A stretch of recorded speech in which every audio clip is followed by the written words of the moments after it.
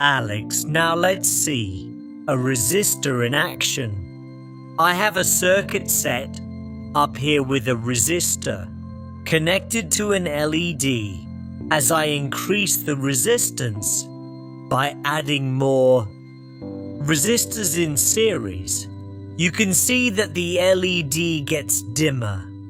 This is because the resistance limits the flow of current, reducing the brightness of the LED.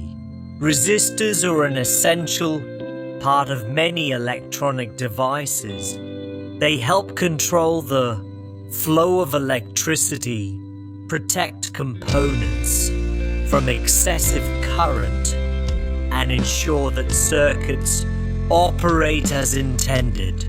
Whether it's a simple circuit for a light bulb or a complex circuit board in a computer, resistors play a crucial role in maintaining the stability and efficiency of the system.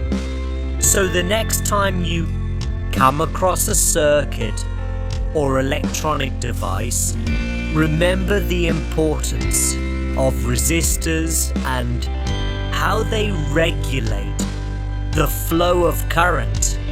By understanding the basics of resistors, you'll have a solid foundation in electronics and be able to tackle more complex projects with confidence.